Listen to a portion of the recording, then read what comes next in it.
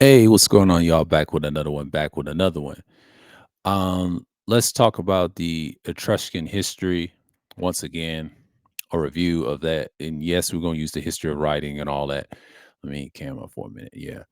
So the Etruscan history, I talked about this many times on my page and all this other stuff, talking about their history, the pre-Italian and all that other stuff. We just gonna get you a little bit of it, the history of writing, like I did last week. Thanks for the views, the people that watched it, wherever, no matter means more. But I'm just saying, I'm grateful.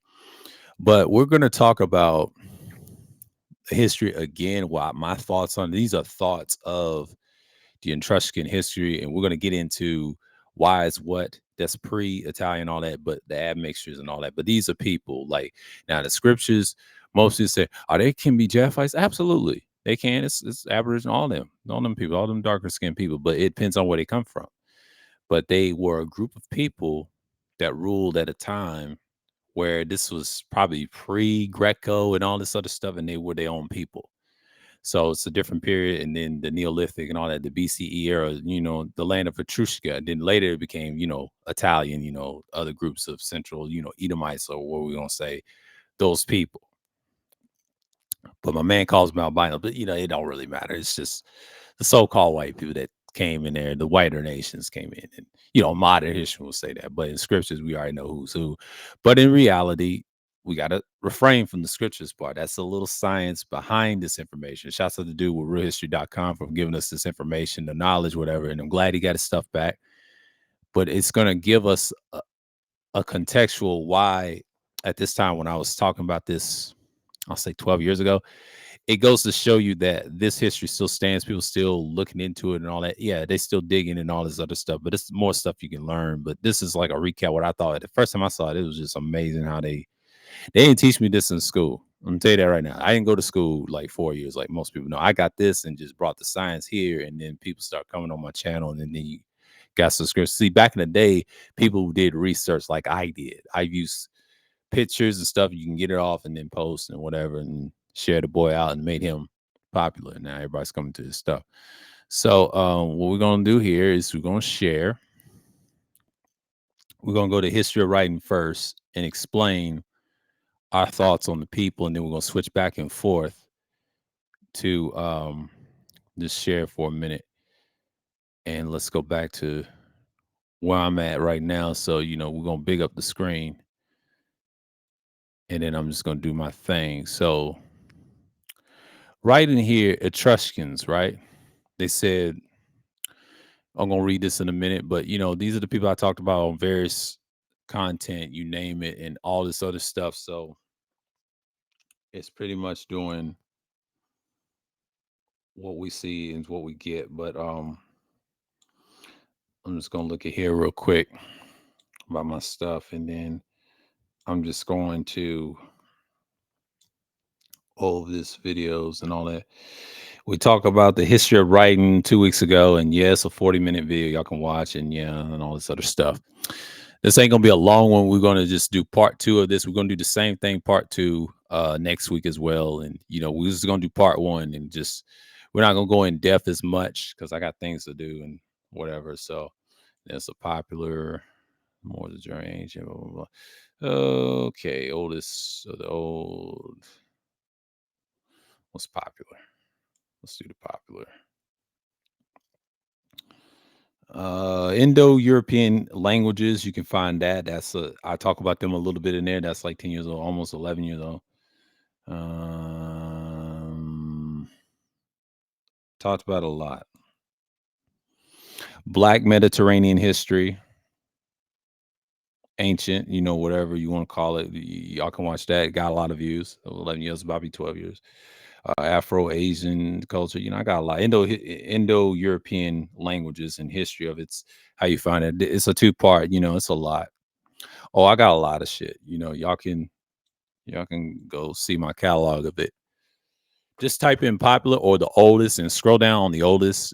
If you have a phone or if you have it on the computer, go to the oldest and how they did it now. Let's read it. Okay, Etruscan, the great ancient language of culture in Italy. at the time, which was it probably was not called it's called Etrusca, but then they call it Etruscans people, what they call the culture in Italy. This is like ancient Italy for them. Does not survive in any great literary works. It said, and here's the thing, you hear what he said, literary works. But he said at the Etruscan religion literature did exist. Evidence suggests that theirs was bodily of the historical literature and drama, and as well known as the example in the name of the playwright. Vininus, an obscure date, who wrote the Tuscan tragedies. Although there is no evidence of notion and its possibility that Etruscan, yeah, Etruscan or that Etruscan music was in written form. It's the written form, but the process of creating false history by so-called whites usually destroyed the writings of the ancients. But last being the Etrusca discipline. Yeah, Etrusca Disciplini, the Etruscans books of the cult and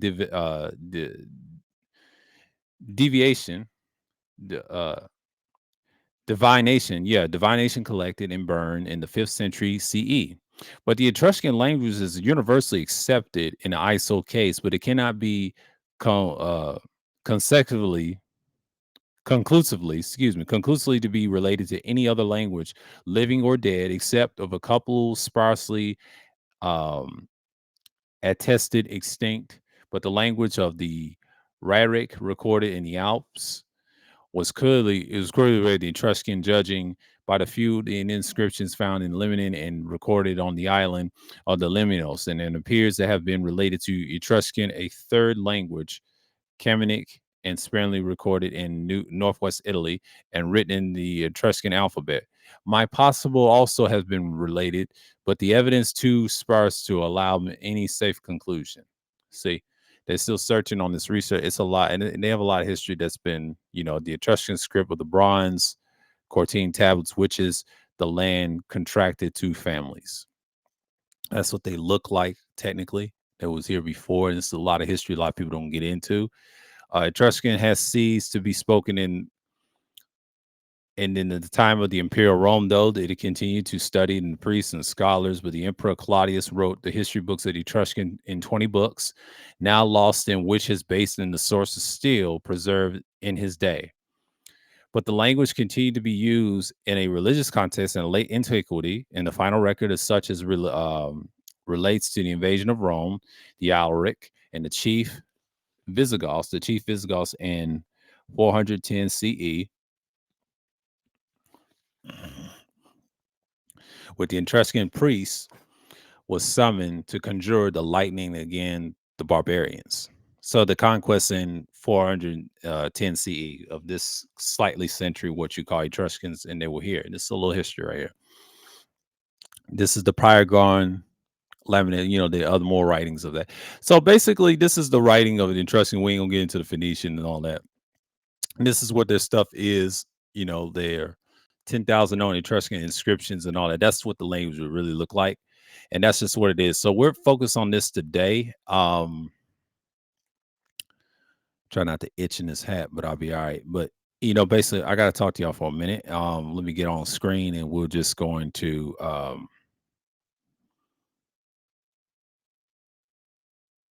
I'm gonna stop sharing for a minute. Y'all give me a second because I'm gonna be off screen for a minute. Yeah, let me share this real quick. Okay, the Etruscans, and we said the real history of Malta. Let's see. Okay, my bad, Here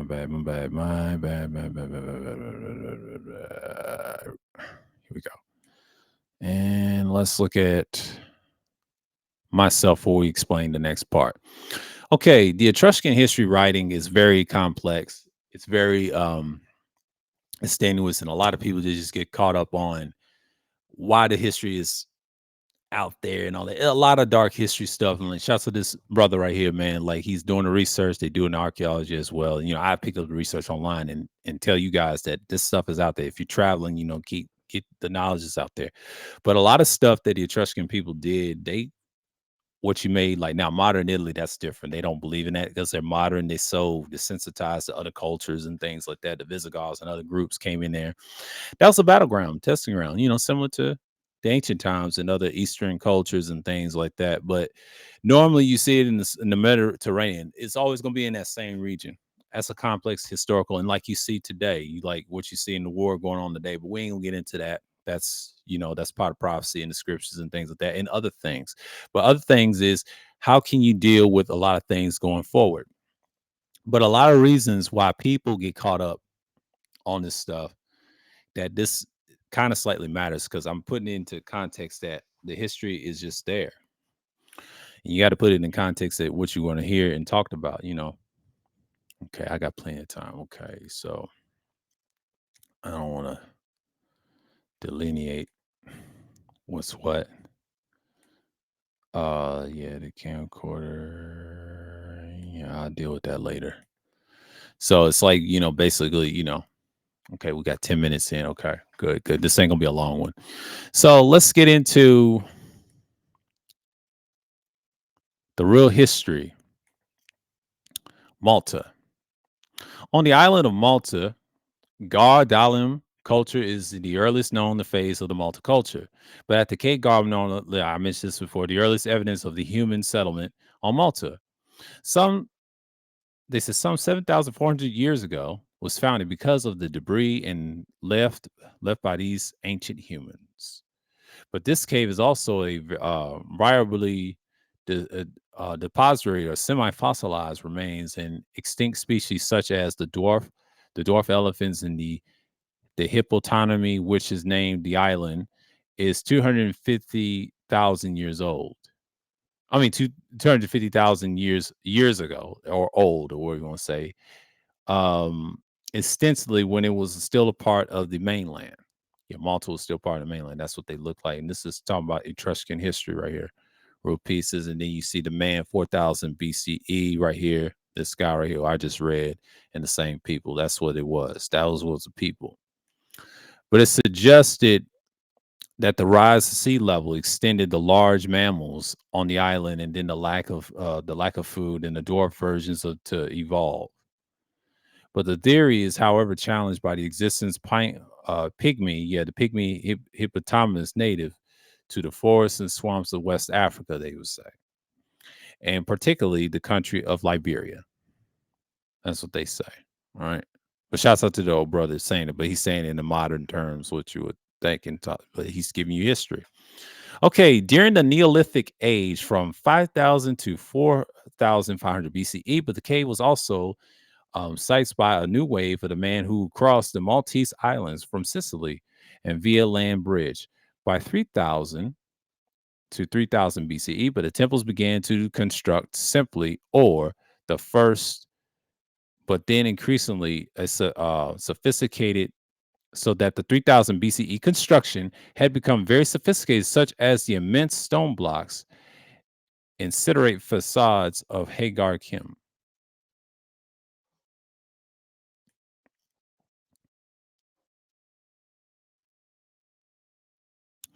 But during the temples, during the phrase Egyptian influence and all this other stuff they were saying, right? And the same thing right here. This is the Neolithic age of them. So, I was just gonna just give you brief, and then yeah, of course, the 2000 BCE, the multiculture. They said it raised. This is the multicultural way back in the day, replacing dwarven, Mycenaean flavor. And they said today the fragment of the remains of the Bronze Age tools and whatever. So they said they call it the Borgian Nondor. Okay. Yeah, I'm not going to read too much. I read this before, but this is 4,500 BCE, the Malta Venus. That's what the statues and all that. That's what those people up there is, the Malta people that was there first. And then you know the history of that. Now, the Phoenicians. We're going to talk a little bit about the Phoenician histories. And then we also had the history of writing the Phoenician alphabet. So it's connected to the Etruscans, and they also had Phoenician alphabets as well, came into the land as well. It's a lot of diverse culture. So the Phoenicians, we go back to it with the alphabet we showed you the last time. We don't get into the white Greeks and all that. I showed you that in history, right? Y'all can see that. But I'm just going to show you the Phoenician background, and we'll go back to this in a minute. We're going to read a little bit of this, We say at around 700 BCE with the white Greeks, we just mentions that, ties into that. We'll mention that as well, just a little bit brief, and now stands central later, the Phoenician traders, but who uses islands and stop upon their trade, but from the Eastern Mediterranean to the Great Britain, from where they obtained the tin which they smelt with the copper from Cyprus, but created a debris metal in alloy bronze and Strabo states that was highly lucrative. But the Phoenician trade with the Britain for a tip. They also joined the native on the island. But the Phoenicians inhabit they are in now area Medina. I mean, now known as, or I mean, excuse me, known as Medina. It was a tongue twister reading that. Okay, I'll read that again. The Phoenicians inhabit are now known as Medina, and it's surrounding to Rabbit, and they would call it Medith, and later surrounding Romans, who also lived in Medina, but referred to as the land of the island as Malta, Melite, yeah, Melite or something like that. They would say, and this is what the Phoenician guy right here with monkeys and stuff like that. And this is around 883 to 859 BCE. This is at the time what the people is, and they got the boats and what you see the history of that. This is pre-Italy or Etrusca or wherever you want to call it, the Malta Island and things like that. How that land was formed. And yes, you got the greatest Hannibal the Conqueror, the Phoenician, the first Punic Wars, and then the second Punic Wars. And yes, we read a book about Hannibal. We talked about him. There's no need to talk about him. And yes, that right there. We talked about him last week or 2 weeks ago, whatever, or 3 weeks, or however that is. Or I would say last week. And we explained about the Punic Wars and all that stuff. All that stuff matters. And then you see the military system of America having it once again. So it is what it is. So we talked about Hannibal and has durable in the book, and of course, on Babylon Timbuktu. I brought that source out myself. Okay. The Etruscans, the early inhabitants of Italy. That's what we're talking about. So we talked about them, and we talked about a little bit in the history of writing. The Etruscans. Etruscans were members of the ancient civilization of Etruria. That's what it was called. Etruria. It wasn't called Italy. It was called Etruria, a country what is now Italy, what they call Italy now, but it was known as Etruria back in the day. Their urban civilization, though, has started well before 800 BCE. They've been around 800 BCE. That's why they were around. I said this before, but the true beginnings cannot be associated because of their literature. We just talked about their writing, okay, especially the Etrusca Dispelin, like it says right here. The Etruscan books of cult and uh, divination divination were collected and burned in the 5th century CE by white Christian elements. But some say the Etruscans were originally um, Plasians, the original people of Greece. That's what they say. But some say they were pilgrim migrants from Anatolia. But those are theories, and they said they were inhabited by black people. But also around 445,000 BC, 45,000 BCE, with the Grimaldi men first entered to Europe. Therefore, there was absolutely no reason why the Etruscans could not have evolved into shoot. Yeah, that's what they say because they don't know. A lot of people was making theories like this guy was saying, but the Etruscan people. I talked about this before. I'm not gonna go into deep, and it's just like it said. Etruscan people is what they were before Italy, and that's what they look like. I told you the chariots. It's the stuff that y'all probably know from my old videos. But if y'all knew, it's basically like symbols I showed y'all, and then you see the old symbol goes way back, the land of Nod, and they call it the swastika today or whatever. It don't really matter because everybody used that. It's actually an evil symbol in the scriptures, but in cultures they didn't look at that. They look at it as positive. You know what I'm saying? The pendant and all that stuff. 650 BCE. That's in Valencia, Italy, and then you got their chariots and all that stuff. Yeah, it's Etruscan people, and then you got Rome, history and all that stuff. You got their symbolism, and then you see um 403 BC. That's the people what they look like at the time. And you see the little Etruscan base from 325 BC. I talked about this before in Black Mediterranean, you name it. I've got pictures of it all day long, and you see it. And yes, the Pastium and all that. And that's what you see this guy. You see that on my old videos and stuff. It's all that stuff. But shouts out to realhistory.com to back this up. And yes, we talked about the Etruscan history. There's no need for that. I'm going to take it off my side. And we're going to go back to what we talked about the Phoenicians. We're not going to go in depth on it. It's not going to be a long one. It's a semi long one, but I'm going to talk about it as much. So what you say here is let's go with the history of writing. So we're going to go here. So we talked about the Phoenician alphabet. We mentioned it from the last page for the historical reference of the Etruscans. We're going to do part two, talk about them, and then we're going to bring this up again in part two next week. And like I said, we'll talk about this more of it. We'll say part one review, and it will say part two.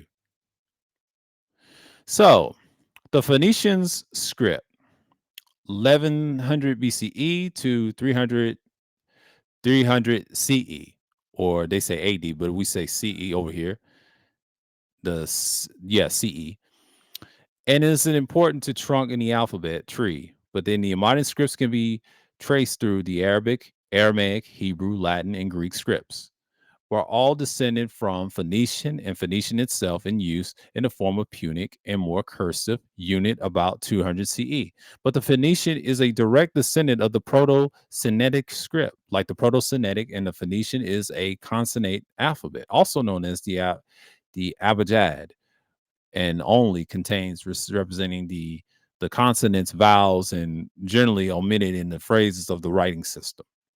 But the major between the proto-synthetic and Semitic, excuse me, proto-Semitic and Phoenician is graphical. Graphical, but the Phoenician letter shapes grew to more abstract and linear, and comparing to the more pictographic in shape of proto-Semitic signs. So the following are 22 Phoenician alphabets. And that's just how you got the Alph, and we talk about the Lambeth and all the Beth and all this other stuff. So y'all give me 1 second. I'll be right back.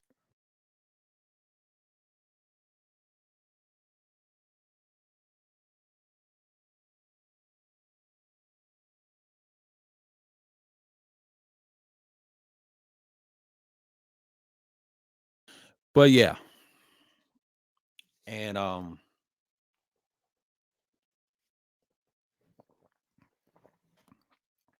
that's on it for the Phoenician alphabet. And that's why I talked about last week and explained this area, and we explained it from the other source. And then white Greeks, they talk about their writing, Greek alphabet. You already know this stuff right here. I talked about that. And then it said all this stuff in Unit and Greek. I'll talk about this extensively in part one, part two. We're going to start right here. We're going to go in depth on this stuff. And then you got the Romans, of course.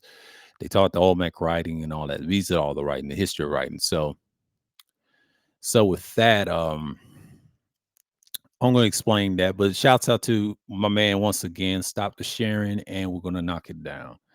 So we knock it down. We keep it simple. And that's just basically it. We talk about the little history there and there. So,